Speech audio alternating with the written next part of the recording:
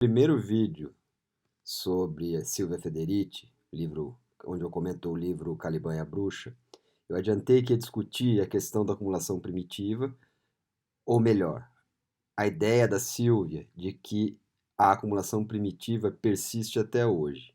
Esse vai ser o tema desse vídeo.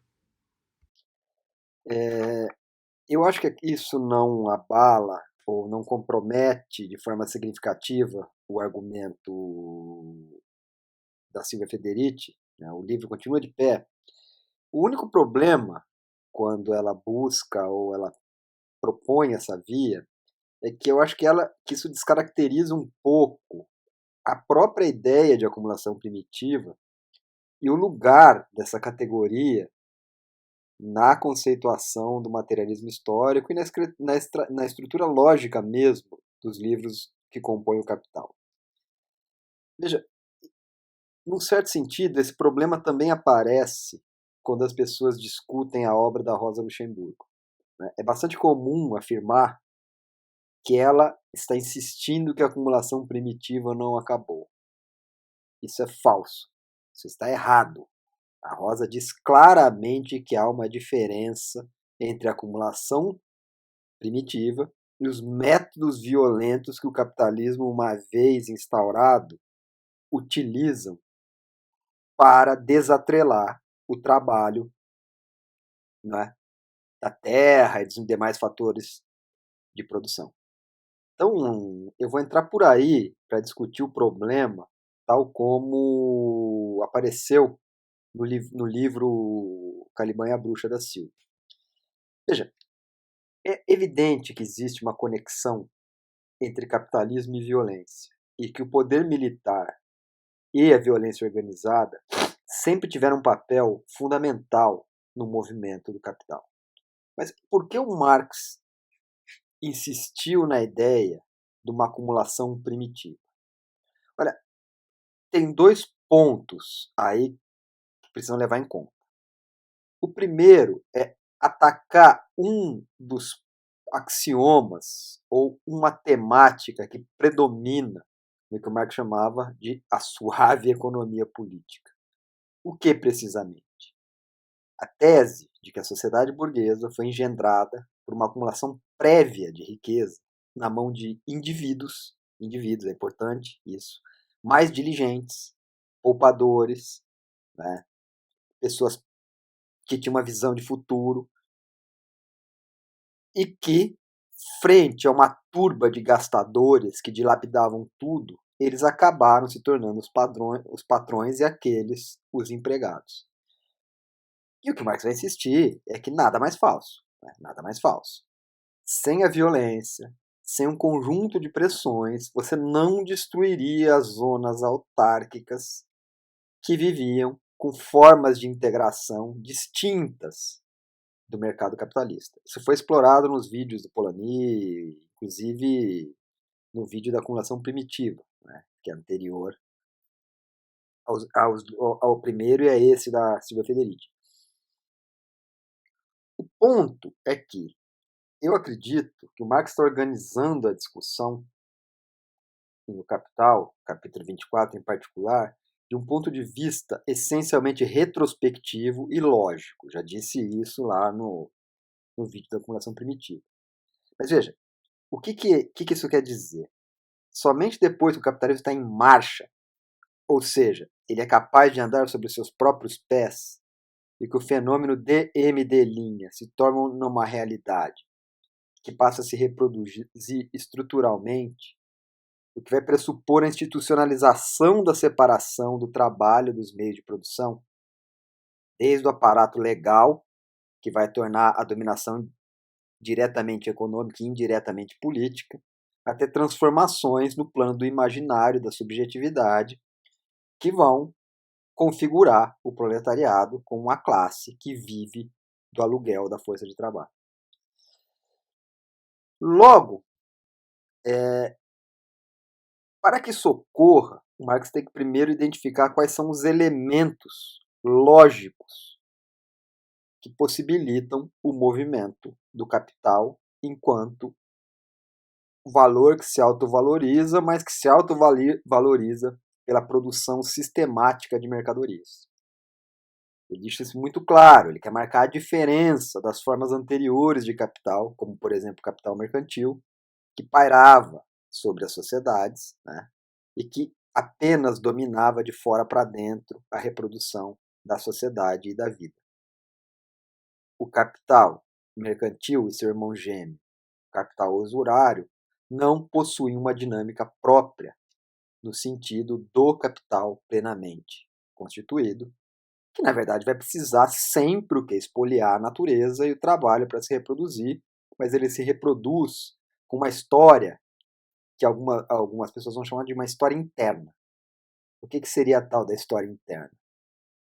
Toda produção é reprodução das condições para essa produção. Logo, é o que o Marx está pensando no Capital. Né?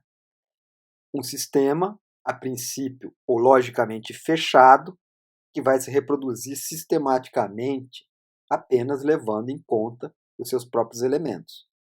Capital, trabalho divorciado dos meios de produção e os próprios meios de produção já convertidos em mercadoria.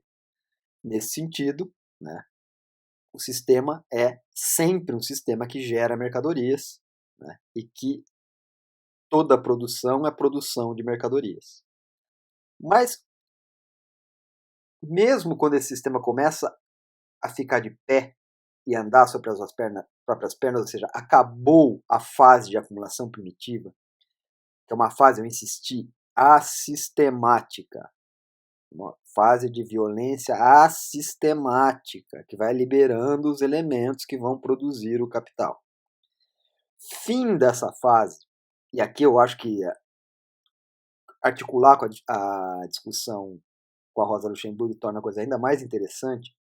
Fim dessa fase, continua uma história externa ao capital, que seria o quê? O modo como o capital se relaciona com organizações sociais estranhas a ele. Esta é sempre uma relação, ou melhor, na esmagadora maioria é uma relação violenta. Onde, se não for possível assimilar por meio de uma elite inclinada ao comércio, ou alguma brecha que essas sociedades abram, para que o capital penetre por lá, de um modo geral, se recorre à violência. Se recorre à violência dada a competição extrema dos capitais à medida em que o capitalismo amadurece. Esse é o ponto que a Rosa destaca. Eu acho que se a gente sobrepor esse ponto ao argumento geral da Silvia, a coisa fica ainda mais interessante. A questão é, por que será que o capital fareja zonas no meio do mato, zonas que a princípio têm pouco a oferecer à sua valorização? Simples. Por quê? Quando você acelera, quando você chega no apogeu ou próximo do apogeu da concorrência intercapitalista, a disputa entre os blocos de capital é tão intensa que, primeiro, né, a concorrência se torna genuína e necessariamente mundial. Segundo, não há como esperar um eventual desatrelamento natural ou gradual do trabalho dos meios de produção. A pressão, em geral, tende a ser violenta, induzida pelo Estado, exatamente para acelerar a rotação dos capitais, tudo isso sendo explicado, em última instância, pela intensificação da concorrência entre os capitais, ou seja, da maturação do capitalismo.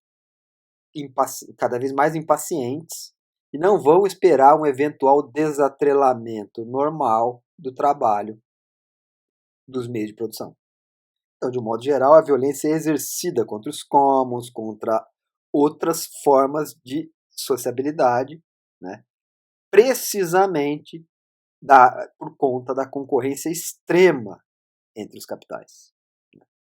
Então isso muda de figura.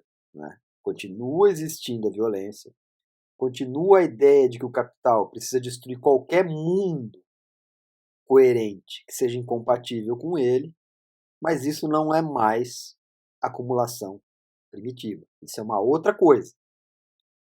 Isso, de um modo geral, configura a fase chamada de imperialista, onde, a rigor, aí o capital tem que estruturalmente ir incorporando zonas externas a ele. E o externo sempre entre aspas, porque essas zonas têm alguma conexão com o mundo do capital. Vamos agora repetir o que foi dito lá atrás, formalmente, em termos formais. Olha, o ponto é o seguinte: somente depois de desvendada a lógica e a dinâmica do capital, no plano formal, é possível retratar a sua história pretérita e analisar o seu movimento prospectivo, ou seja, o que aponta para o futuro. Essa percepção fica ainda mais clara se a gente ressaltar o que alguns autores marxistas, um deles, chamado Dipesh Chakrabarty, insinuam, é que existem dois sentidos da história do capitalismo. Isso aparece em alguns momentos da discussão do Marx. O primeiro sentido envolve a história posta diretamente pelo capital plenamente constituído. Isto é, a história referente à lógica estrutural do capital, onde as condições para a produção capitalista são simultaneamente as suas consequências. No entanto, assim que o capital se forma com seus próprios pés, ele adquire essa lógica estrutural, dinâmica, e ele inicia sua autoexpansão, ele começa a encontrar alguns antecedentes, outras moedas, entendeu? Outras formas de usura e também formas históricas distintas que ele não constituiu, isso é, que não fazem parte da sua lógica e muito menos do seu metabolismo. Aqui que é o ponto. Quando o capital encontra essa zona externa, ele luta para dissolver ou destruir a unidade dessas formas independentes para poder incorporá-las. É evidente que nada garante que ele vai conseguir, mas até então ele tem conseguido. Né? Nesse ponto, a violência opera e geralmente com o apoio do Estado. E é aí que engendra-se a história em sentido 2, ou seja, que é diferente, distinta da história posta pelo próprio capital, da sua lógica formal, mas que não pode ser dissociada da história efetiva do capital. O que é isso? Essas zonas acabam sendo incorporadas à história do capital na medida em que ele luta sistematicamente e violentamente para desagregá-las, para dissolvê-las. Então, essa história 2, ela não é totalmente dissociada da história 1, por quê? Só faz sentido pensar desse jeito a partir do momento em que essas zonas entram no radar da acumulação capitalista. Enquanto elas não são efetivamente integradas, ou seja, destruídas, desagregadas e reassimiladas, elas podem ser uma resistência ao capital. Essa é a tal da história 2. E nesse sentido elas vão ajudando a transformar a história do capital. Né? Então esse é o ponto onde a violência é sistemática. Mas é muito diferente aquele tipo de violência da formação do capital, da violência que ele vai usar, uma vez formado, para pilhar outros modos de produção ou outras organizações sociais. Essa diferença tem que ser marcada, ela é importante. A luta é diferente, a dinâmica é diferente.